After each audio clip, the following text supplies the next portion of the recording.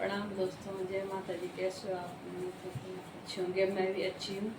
और आज मैं आपको नवमी और अष्टमी और नवमी की कहानी सुनाऊंगी। उसमें वैसे जो गलतियाँ होंगी उससे मैं आप लोगों से क्षमा मांगती हूँ। और मैं आपको अभी अष्टमी की कहानी शुरू करती हूँ। अष्टमी कहानी होती है महागौरी की।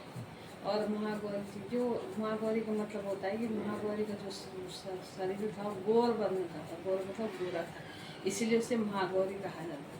तो महागौरी तो जब शिवजी और सती का विवाह हो गया, उसके बाद उन्होंने महिषासुर, रक्तबीज और सब राक्षसों का वध किया। और सबका वध करने के बाद फिर माँ ने काली का रूप लिया था। और काली का रूप लेके माँ उसका रक्त बीज और महिषासुर सबका वध किया था। और फिर माँ क्या काले रंग की हो गई थी, तो कैलाश पर्वत चली गई। तो शिव जी ने एक दिन से मजाक में कह दिया, मतलब कि आप काले रंग की हो, अब तुम काली ही रहोगी, मतलब तुम गोरी नहीं रहोगी। तो माँ पर ये बात बहुत बुरी लगी और उन्होंने फिर क्या किया, मन में सोची कि मैं अब तभी आऊँगी कैलाश पर्वत पर जब मैं गौर वर्ण की हो जाऊँगी। तो उन्होंने क्या किया कि बहुत सालों तक तपस्या की और नारद जी को आह्वान भी किया। तो नारद जी ने कहा कि वैसे माता, आपको तो पता है कि मतलब तुम सब कुछ अंतर्यामी, तुम जानती हो, लेकिन फिर मैं आपको बता देती हूँ कि आप एक बार गंगा जी में स्नान कर लो तो आपको जो शरीर है वो क्या है, गौर वर्ण का हो जाएगा, आप पूरी गौर वर्ण की हो जाओगे। तो माता ने क्या पहले बहुत सालों तक तपस्या की। उसके बाद फिर तपस्या करने के बाद गंगा माँ को प्रसन्न किया और फिर वो गई वहाँ स्नान करने लगी। उससे उनका शरीर क्या हो गया, गौर वर्ण का हो गया। और उनका जो सवारी वो क्या है, बैल है, नंदी बैल। रास्ते में उन्हें जंगल में जा रही थी तो उन्हें नंदी बैल गया। तो नंदी वो वाले नंदी नहीं, ये दूसरे नंदी हैं। एक तो शिवजी भगवान के यहाँ जो कैलाश पर्वत पर थे वो नंदी है, और एक दूसरे नंदी है। दूसरे नंदी मतलब ये इन्हें महानंदी कहा जाता है। महानंदी इसलिए कहा, जैसे महागौरी सवारी है तो उन्हें महानंदी कहा जाता है। इस प्रकार माता उनका शरीर गौर वर्ण का हो गया। और जब कैलाश पर्वत पे आए तो शिव जी उन्हें पहचान नहीं पाए। फिर वो और एक कहानी दूसरी है, मैं सुनाती हूँ। एक प्राचीन समय में एक सेठ और सेठानी किसी नगर में रहते थे।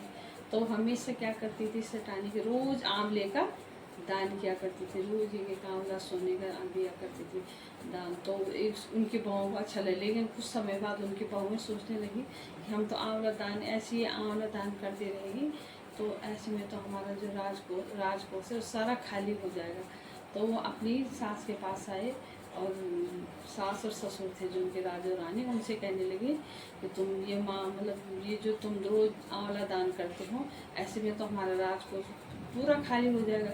लेकिन वो नहीं माने, उन्होंने उनकी बात सुनी। फिर से बोला कि ये तो ऐसे बोलते हैं, ये रोज कहें इनको बोलने दो। लेकिन वो फिर से अपना जो उनका रोज़ का था काम उसको करने लगे, फिर आंवला दान करने लगे। इससे उनकी जो बहू हुई थी वो क्या हुई, 3 बहू हुई थी उनकी, और वो क्या हो गई, गुस्सा हो गए। और उन्होंने क्या किया कि राजा और रानी को क्या किया कि अपने महल से निकाल दे, मतलब भगा दे कि हमारे पास इतना वो नहीं है कि सोने के हम रोज आंवला दान करते रहे। इससे क्या हुआ कि वो चले गए, लेकिन उनकी आदत नहीं छूटी। उन्होंने क्या किया कि सोने के आंवले के बदले वो दोनों रोज क्या करे, ऐसे आंवला दान करने लगे। रोज आंवला दान करने लगे। उसके बाद क्या हुआ कि जो इनकी बहू हुई थी उन भगवान विष्णु जो थे उनसे प्रश्न हो गए, और भगवान महागौरी शिव जी उनसे प्रश्न हो गए। उन्होंने क्या उन्हें वरदान दिया और फिर वो जो राजा रानी थे उनका फिर बड़ा महल हो गया और फिर से वैसे धनवान हो गए। लेकिन जो उनकी बहुएँ थी तो फिर से क्या हो गया, उनको भगवान ने उनको बोला कि तुमने अपनी सास ससुर का पान किया, वो फिर निर्धन हो गए।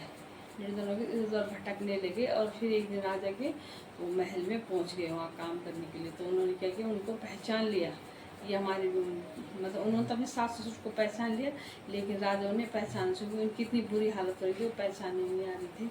फिर एक दिन वो उनके यहाँ काम करने लगे, लेकिन किसी निशान को देखकर उनके सास पे कोई पीठ पे कोई निशान था। तो उनकी बहू ने पहचान लिया तो रोने लग गई।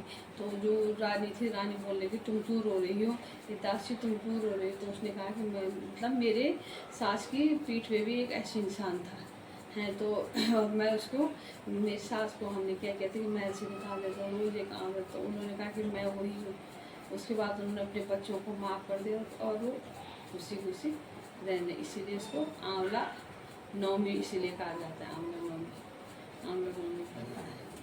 और एक कहानी दूसरी आंवला नवमी की। आंवला नवमी कहता ये है कि एक बार माँ को एक बार लक्ष्मी जी ने सोचा कि मैं क्या शिव और विष्णु भगवान की प्रार्थना करती हूँ। तो माँ वो आई और पृथ्वी पे आए और उन्होंने क्या किया, आंवले के पेड़ के नीचे ही क्या कि वो भगवान की प्रार्थना और पूजा करने लगी। पूजा और प्रार्थना करने लगी और फिर उन्होंने क्या कि भगवान की पूजा की, आंवले निकाले, आंवले से पूजा किया, भगवान को प्रसाद बनाया और आंवले से ही भगवान शिव जी और विष्णु भगवान प्रसन्न हो गए और उनकी पूजा को देख के प्रसन्न हो गए और उन्हें दर्शन देने लगे। कहा कि तुम कुछ और वरदान मांग लो। उन्होंने कहा कि मुझे कुछ नहीं चाहिए, भगवान ने मुझे सब कुछ दे, लेकिन मैं आपकी पूजा करना चाहती थी, इसीलिए मैं आंवले के वृक्ष के नीचे आपकी पूजा करने लगी। तो भगवान ने उन्हें वरदान दिए कि आज से इस दिन जो ये चैत्र महीने की जो नवरात्रि है उसे आंवला नवरात्रि के रूप में मनाया जाएगा। धन्यवाद दोस्तों। आपको मेरी कहानी कैसे लगी, अच्छी लगी तो लाइक कीजिए, सब्सक्राइब